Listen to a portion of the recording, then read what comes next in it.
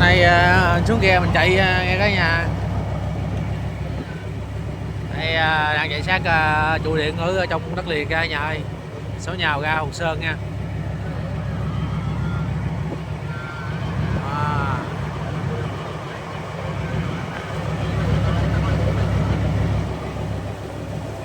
mỗi mình có chiếc tàu buôn vô đây chạy lạc cho nên mắc cạn hay vậy.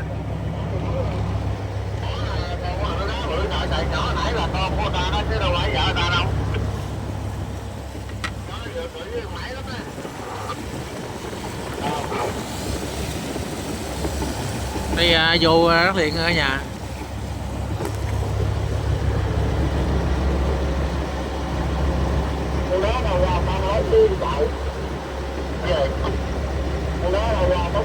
Nhà mình xem kênh, đăng ký kênh, chia sẻ ủng hộ cả nhà ơi.